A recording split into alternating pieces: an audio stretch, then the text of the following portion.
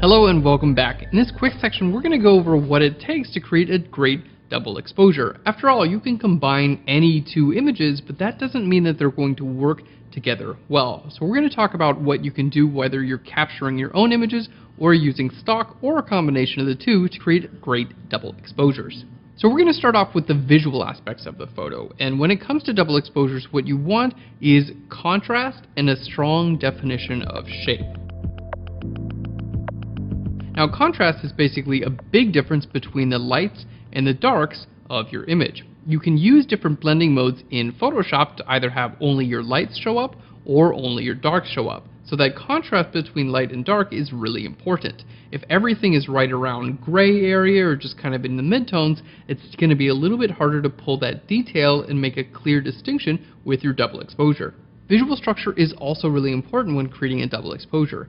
You want to make sure your subject is clearly defined from the background. You'll notice in our examples we have our subject either on a light colored background or a dark colored background. You can clearly see the edge of your subject. If they're blending in with the environment, or if you have a very shallow depth of field where you don't really see that distinction, it's a lot harder to make those double exposures work. If you're photographing for your own double exposures, keep in mind that when you combine exposures together, for the most part you're adding light. So we're using the light and blend mode for the most of this tutorial. So we have one image and then we're adding more light to that image.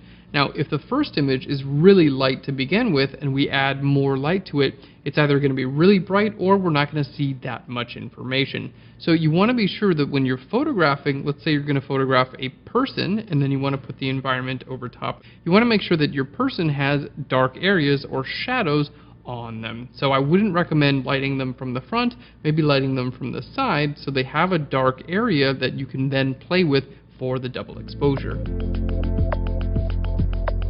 Now, in terms of content, I'm a fan of using double exposures that complement each other. For instance, in this image we have a horse, and our second image is a few horses. So we're kind of telling the story here. Now, of course, you can blend any two exposures that you want, or even 3 or 4, but if they don't have anything to do with each other, they're not going to support each other, and the images might not go together that well. So you have the subject and whatever the subject is using, or another piece of the puzzle to help tell that story. Bringing those images together is just going to be a little bit more of a storytelling tool rather than just, hey, look at that image and that image, totally random. It's going to be a little bit more powerful.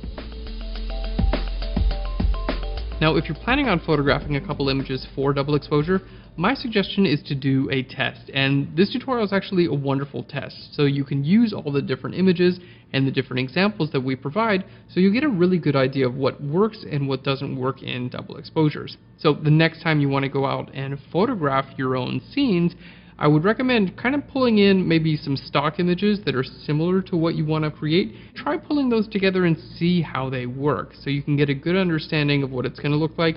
I usually refer to that as like a sketching stage in Photoshop. That way you're like, okay, cool, I need this person to be wearing dark clothes, I need them to be on a light environment, the environment they're going to be in needs a light sky and a relatively dark foreground. So if you know those things going into it, you're going to end up with a much better double exposure. So you can use these images in this tutorial as a test, or you can just use stock images. I love the website Unsplash.com. It's a great stock image website. You can find a bunch of stuff and test your ideas out before you shoot. Well, that's it for our tips and tricks on creating double exposure images. You guys are going to do great, I know it, and we're going to get into our tutorial in our next chapter. We've got so many great examples, relatively simple concepts here. Once you see it all pulled together, you're going to realize that you can create stunning double exposures on your own. Thanks so much. We'll see you in the tutorial. Bye, everyone.